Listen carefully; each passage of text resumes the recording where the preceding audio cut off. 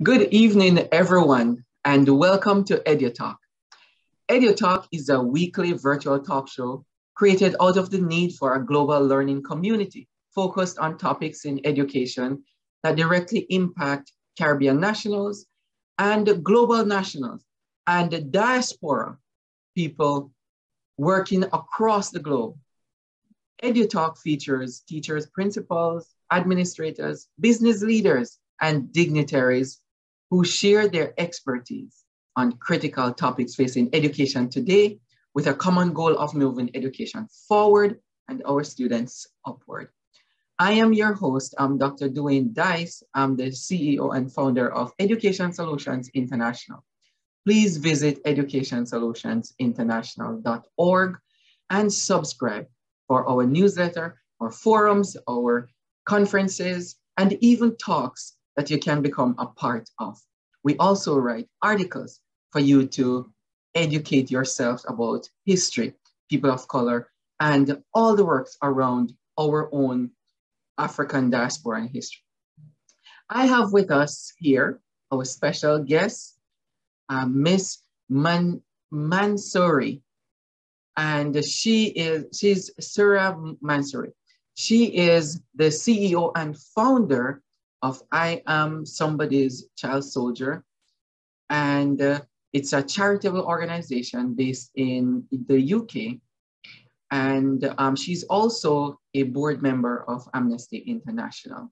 She's a lawyer by training, and we're gonna ask her about her background in law. But welcome, Shirah, welcome to EduTALK. Thank you very much for having me. It's an absolute pleasure to be on the talk show, and I really look forward to our discussion today. Yes. I'm very privileged to have you as a person who is actually giving back to country is so important. We're just gonna dive in a little bit about you and your connection to Uganda. Yes, thank you. In terms of my background, so I have lived in the UK most of my life, but I did spend some time in Uganda, and I am passionate about advocating for children's rights, but also the rights of women and young girls who've been affected by conflict and by war, predominantly Uganda, but I also understand that there are such beneficiaries all over the global south. So that's in relation to my background and how I come to working as a chief executive of I Am Somebody's Child Soldier. This is also an organization that I set up 8 years ago with my co-founder, because we understand the challenges that children face, but it wasn't until I visited Uganda that I realized that a lot of these children within these rural communities aren't able to reintegrate into the community after they've escaped the tragedies of war. And our charity was set up to support them to reintegrate, but also with a key focus on mental health and helping children overcome the trauma that they have suffered as a consequence of participating in war, but also ensuring that children have access to education and to sports activities and to lifestyles that can support them as they transition out of conflict and really strengthen their ties with the community. So yes. Yeah, that's very important. We actually doing work in the Caribbean. We started in the Caribbean because that's where I'm from originally, and so we don't really experience that amount of war in terms of recruiting young people to become a part of a militia and so on, and to fight, for something. They're fighting for something. But we tackle the idea of being uneducated. We tackle that it's a legacy on us. Yes. It's a suppressive energy. So we're fighting against that. Can you, before we get into I am somebody's child soldier and the work of that organization that you have started, just give us your background is in law. So tell us why law? Why did you choose to go that route? Just a little bit more about you and your professional and academic background.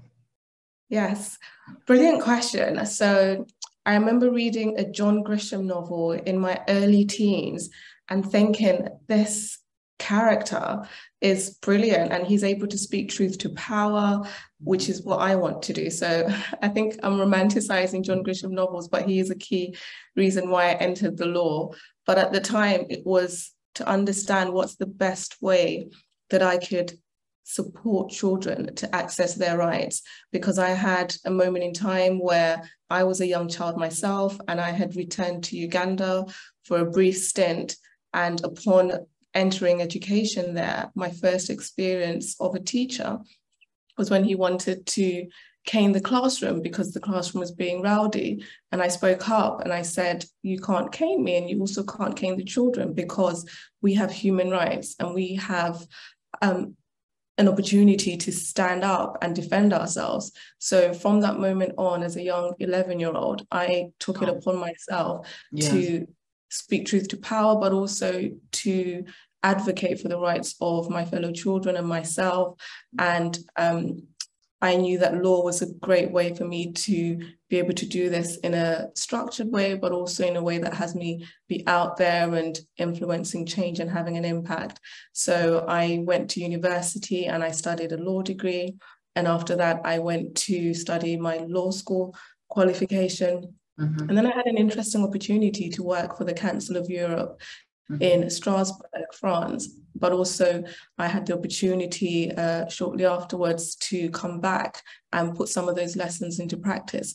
And one of the key things I wanted to do was to work within the community as an advocate, but also as a leader. And that's how I ended up setting up the charity I Am Somebody's Child Soldier.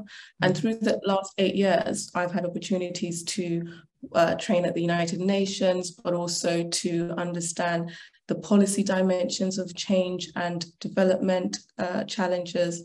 And then at a certain point, I decided to go back and actually upskill and do another master's because I wanted to understand the landscape in terms of technology and the role that technology can play in helping us tackle the challenges that we encounter as humanitarians, but also professionals in the not-for-profit sector. So I studied a master's at UCL that looked at development, technology, and innovation policy. And my thesis was on how we can use blockchain as a tool to help us promote the rights of refugees, but also to ensure that the use of technology doesn't disempower these refugees and that there are ethical practices and refugees are advised on the privacy concerns that are involved in using digital technologies as a way to identify refugees. Wow, okay. Yeah, go on. So yes, and I was just going to say that after finalizing my thesis, I got a scholarship to study a PhD at UCL, focusing specifically on mental health and architecture and how our buildings and environments, physical environments, affect our ability to attain mental well-being and have a good experience of that space. Mm-hmm. Right. So you have a very rich academic background and professional background. I want also all of this training and education happen in the UK. Yes, the degree, the master's, and the PhD happen in the UK. Wow. Okay. So and then you start venturing out to see how you can use that. I want to ask you I'm going to ask you about the blockchain and technology and so on, and how you think it could be used to help our young people, in volatile areas around the world.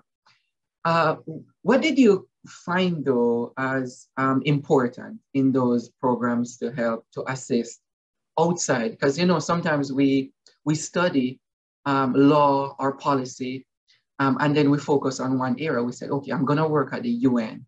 I'm going to do this with this organization. And many of us don't venture out in our communities or back to, to look back to pull somebody up, except for within the structure of national policy. They don't look to create something. So how did that help you to see that you need to do something outside of organizations? Yeah, so what I'm hearing are some of my thought processes in how I decided to go back and be the change I wanted to see in my community. Right. but also the role that technology plays, technology like blockchain, VR, virtual reality. There are different technologies that are being utilized now to support communities come out of poverty. But my key concern, especially when I was writing my thesis, was challenging how we use technology to support these communities in a way that doesn't disempower them or doesn't create a sense of illusion and false promises. So one key thing around how we use technology is ensuring that there is an ethical practice and that there are clear guidelines that don't marginalize these individuals. So for example, if we're looking at digital identities and being able to give these communities an opportunity to access services that they won't otherwise have been able to access because they don't have an ID. If we have solutions like digital technology, we have to make sure that this doesn't further marginalize these individuals, because in order to get access to a digital ID, for example, you need access to internet and connectivity. And sometimes there's data issues concerned, but also how you govern that ID or that person's private information so that it doesn't become subject to risk or breaches or security breaches. So there are a lot of other considerations that you have to embed within those practices that are championing technology as a tool to address our challenges. So I think that's the first point around ethics and governance and how we ensure those technologies are applied in a way that adds value but doesn't disenfranchise. And then the second thing is bringing in those voices of the beneficiaries, the participants, or whoever it is that's going to benefit from this technology or innovation, to ensure that they have say in the matter and that they're contributing to the decision making, but also that they are able to feed in their lived experience of that solution. And then it doesn't become a top-down approach where, for example, a policymaker is making this decision or a community leader or whoever it is. It's always important that we have that conversation and that co-creation exercise where the people who are supposed to benefit from your innovation or technological tool are encouraged to participate in as full way as possible in that solution. Yeah. So there is hope, though, for in that term for technology and young people, in terms of it is securing them for one, and it's not really exposing them to danger. It's actually using them for security, the technology. Whereas I'm thinking that we tend to look at technology as being dangerous for young people and trying to stop them from using too much technology, try to get back to basic form of living, but we can actually use it for protection and help to navigate the work environment, to help them to get jobs and for security as well. Yes. So talk to us a little bit about your experience with being a board member of Amnesty International. Yes, so I have always been a keen advocate of Amnesty International. And I think part of the reason I was able to speak up to that teacher when I was 11 years old is because I had a good understanding of my basic human rights and also, what's right from wrong. So I've always loved the work Amnesty International does. And interestingly, one of my first jobs when I started at university was working with Amnesty International as a fundraiser. So I used to raise funds for them.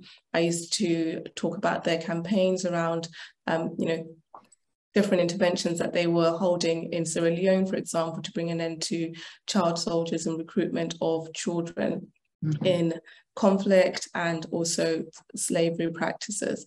So that experience of many years ago has always stayed with me, and part of the reason why I am passionate about campaigning for children's rights is because I know Amnesty International has done a brilliant job in advocating and pushing those rights forward in different countries. So last year, when an opportunity arose for me to apply to join the board of Amnesty International as a trustee and a non-executive director, I jumped at the opportunity and I went through the process and I was fortunate enough to be appointed. I think for me, over the last 1 year, I've been humbled at the discussions that are taking place sort of internationally around human rights, but also getting an understanding of what it means to be a good governance professional within an organization as large as Amnesty International, and to also appreciate the responsibility that we have as leaders to make sure that our decision making is robust and we have a sense of accountability and transparency, but also being able to put our hands up when we have fallen short of what's expected of us as either a charity or even as an individual leader. So my time at Amnesty International so far has been rewarding, but a very insightful journey. Yeah. Okay, that's good. That's very good. And I'm asking all viewers if you can check out Amnesty International. Their website is very good for you to become more familiar with the work that they're doing if you're not familiar so much around the world. So it's very good. Shirah, we're gonna spend some time talking about your foundation, your baby, as it is.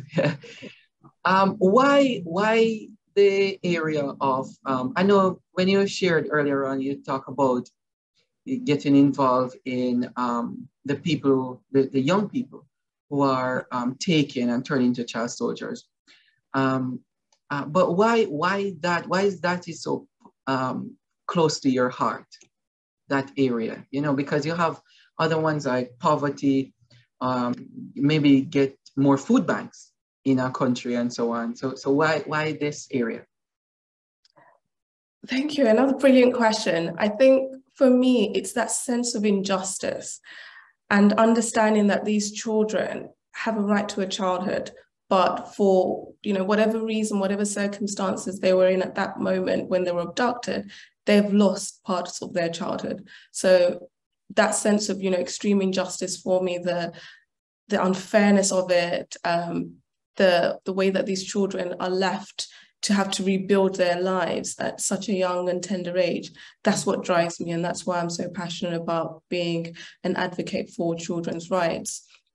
So that's one point. And then the other point is the sense of resilience and perseverance these children must have to have escaped or to have been rescued and come back and try and rebuild their lives. That's really inspiring for me, because it just shows me that these children have overcome that barrier to entry or that obstacle that they faced as part of that community when they were abducted. And also we deal with children who are born in conflict. So again, when you think of the injustice there, these are children who have grown up only knowing conflict in certain circumstances, and now they're in a situation where they can rebuild their lives, but they also have a sense of autonomy and perhaps agency in how they choose to build their lives and have a positive future.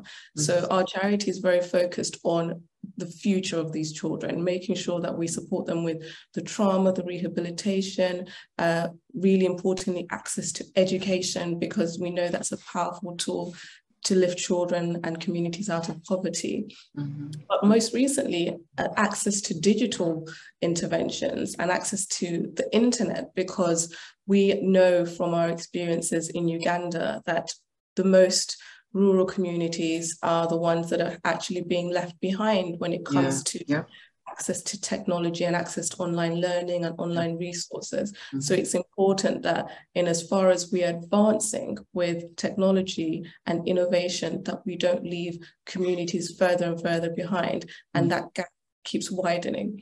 So that whole idea of, you know, the just transition, and wherever we're transitioning, whether it's access to electricity or sustainable resources or online access, that it's done in a justice lens and it's fair and equitable. Yeah, that's true. That's so true.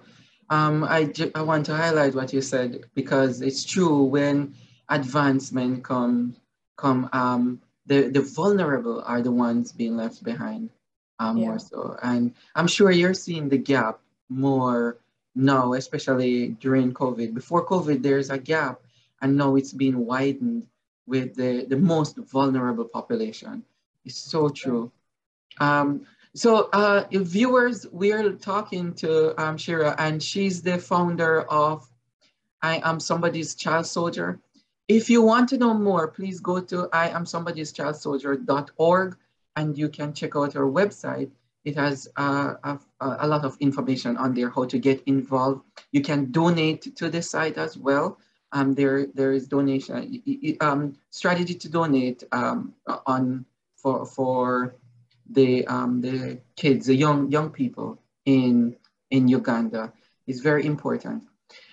What's your initiatives like? Like, you know, throughout the year, we have initiatives, we have planned events, and we have fundraising events.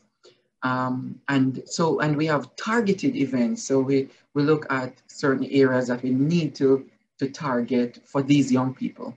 What does it look like in your network? Thank you. So one of the initiatives we're currently working on is an IT literacy hub, where we want to ensure that at the school that we partnered with, the school is called Laro Ardra, and it's based in northern Uganda. We want to ensure that we support this school with access to online resources, online learning, but most importantly, that there is a space that's dedicated to this. Yeah. And that's where we're looking to build an IT center at the school. We're also looking to resource the school with computers, desktops, printers, you know, the things that we sometimes take for granted if we are in the Western world, because they come within a school setting. Especially during lockdown, a lot of schools and universities and institutions were able to transition to online learning and online meetings. But we know that communities in Uganda and other countries in the global South weren't able to transition as smoothly.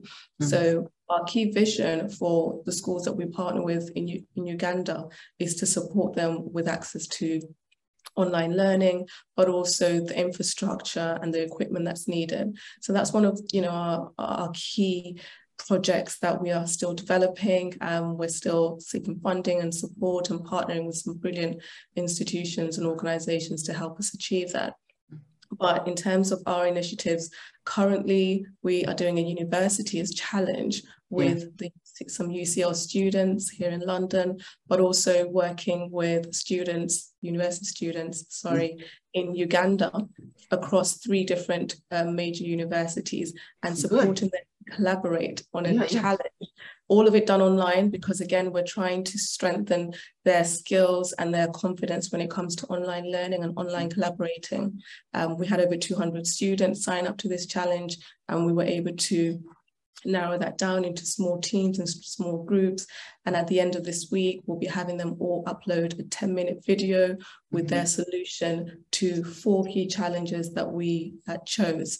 And these challenges are food security, education, electrification, and economics. And we're really excited about the winning team. Yeah. What I'm gonna ask you, and we talked offline earlier, the 4 areas there, we can collaborate on those to bring them to even the Caribbean as well, to highlight those areas in the Caribbean, so we can have an international focus on it, because I think they're very good. In our network too, we focus on technology and not electricity. We didn't really think about that, you know. So we can bring those to other areas in terms of like the Caribbean or the Americas too. So what do you hope to achieve from this? And, you know, maybe I should ask you, how many, do you know the number of students involved in this, the total number of students, or do you have a cap on the total number of students that can become involved? So this is our first online university challenge that we've delivered. We had originally anticipated about 50 participants, which I guess was us being a little bit more cautious. We had, like I said, over 200. So that was brilliant. And just managing the logistics of that, ensuring that the teams are able to collaborate and communicate effectively was really important. So I think the next time we run this, we will look to keep it around the 200 mark, just so that we're able to pull together students in a very collaborative and intentional way. But also we want to approach universities in America, want to approach universities, like you said, in the Caribbean or Jamaica, and just make it a very global experience. But with the remit of, you know, university students collaborating across across continents, and sharing their experiences of online learning. So with this challenge, we were able to give the Ugandan students training sessions on Zoom and how to deliver presentations on Zoom, how to record, how to share screens, you know, basic things that we've perhaps all gotten quite used to because of our online meetings in the global north. But I appreciate that certain students were still adapting to the basic functionalities.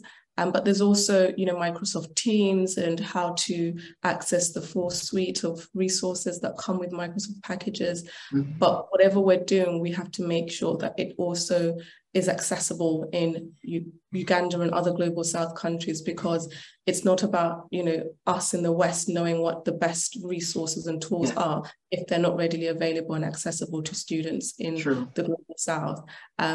And also appreciating that these students in the global South have a good grasp of these challenges, because some of them have lived experience of these challenges. So us being able to encourage them to, you know, ideate and bring out those solutions is very important, because it then feeds into our projects as a charity. And then we can also write papers and articles and research outputs to support the development of this ecosystem and this knowledge exchange. Yeah, that's very good, very good. All right, so we have a few minutes more before we close, but I'm really loving this. It's very useful, and I'm hoping that our viewers too will become a part of the, I would say, the movement to create change, especially in Uganda, and a part of your organization, which is I Am Somebody's Child Soldier. If you want to know more about I Am Somebody's Child Soldier, please, viewers, go to iamsomebodyschildsoldier.org. Just type it in one. It's one, there's no comma, nothing at all. Just iamsomebodyschildsoldier.org, and you can get more information on it. Do you have contact that you want to share? Share? Yes, so LinkedIn is a brilliant way for individuals to connect with me, and I do encourage people to connect with me on LinkedIn. My LinkedIn profile is Shirah Z Mansaray, and I always like reaching out to people in my network and just setting up the initial meeting if I can, and just really get connected. So that's one way. And then on our website as well, there's a contact form. I'm always open to receiving, you know, emails and messages to support us to partner and to work in collaboration with each other, but also to just receive stories and any queries that come through. I do have a brilliant team of staff members and volunteers that help me sort of support. Do you want to highlight some of them? You want to? Are you okay to share their names? So the team. Yeah. So the board members, their information is readily available online. Because we're a registered charity in the UK, so I can definitely give a shout out to them. Because I happen to do a master's thesis on data rights and technology, I probably won't be able to share the names of our staff.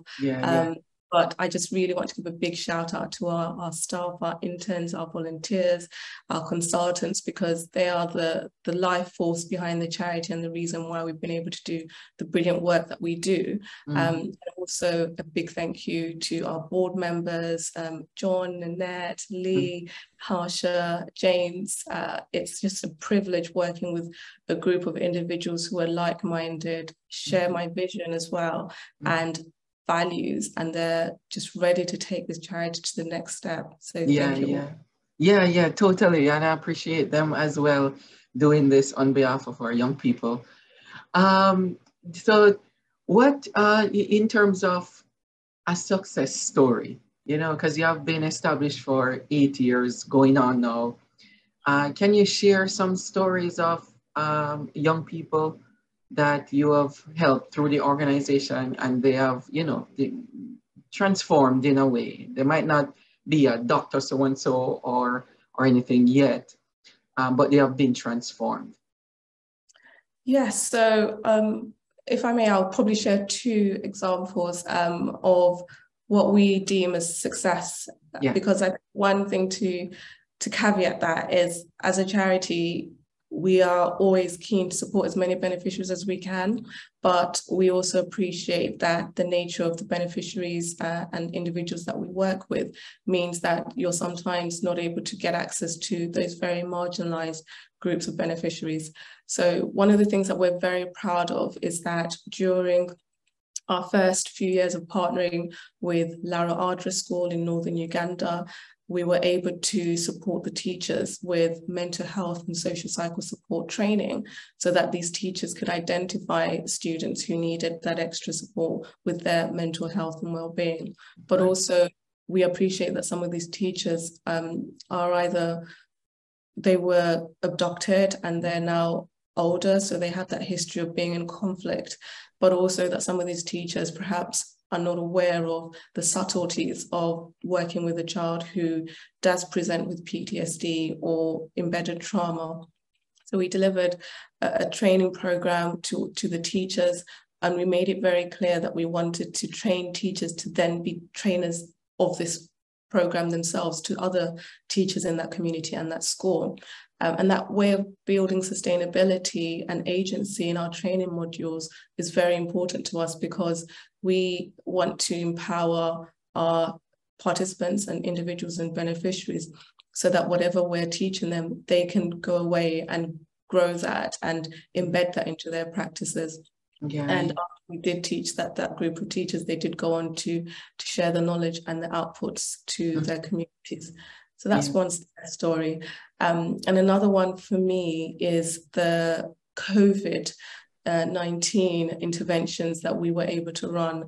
Yeah. One of them being supporting children to access remote learning, because, you know, in the West, we were able to use laptops, desktops, be able to communicate and receive our lessons online. But in communities in Uganda and other countries in the global south, a lot of students don't have access to a laptop, let alone a TV, but they did have access to radios within the house. So the Ugandan government did deliver lessons via radio stations.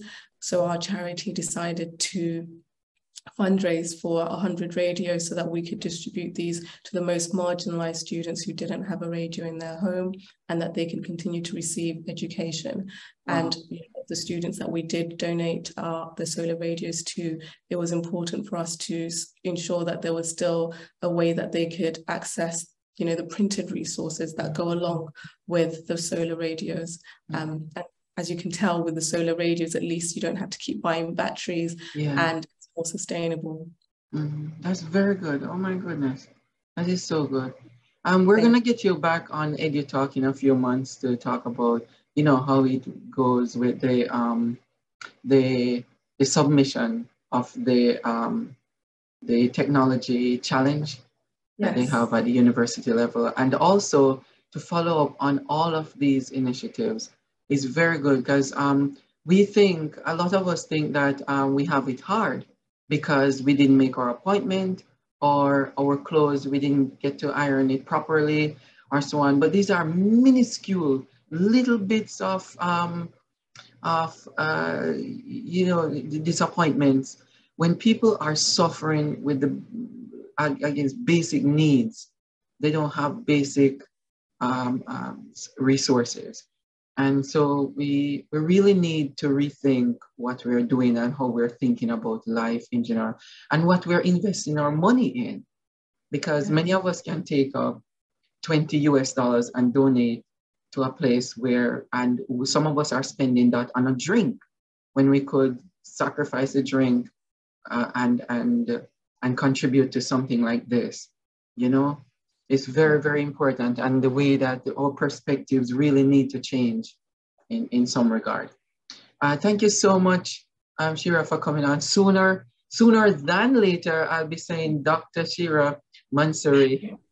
So, and I can't wait. We're gonna share that journey with you as well. Thank you so much.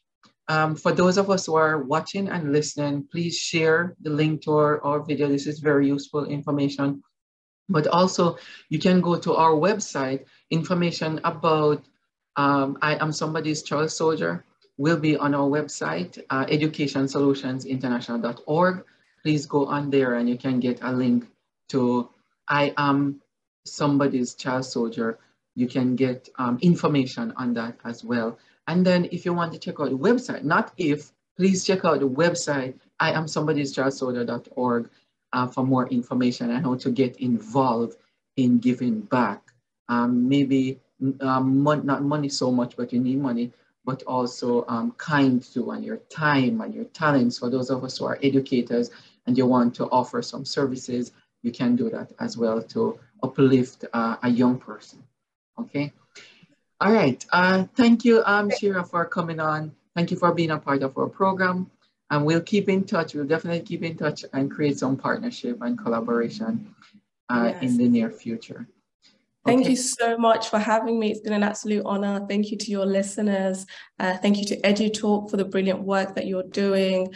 I'm a very firm believer in education and knowledge exchange. So I just wanted to acknowledge you and your organization for the brilliant work that you're doing with education. So thank you very much, Dwayne and team. Yeah, you're welcome. Thank you so much. Bye, everybody. Have a great evening. And you can stay tuned to our channel. There are other videos that you can watch on our channel, Education Solutions International TV, YouTube channel. You can also visit us at educationsolutionsinternational.org for more information, tons of information on there on different areas of education, from leadership to child development, okay, early childhood. I'll see you next week. Take care. Bye, everybody.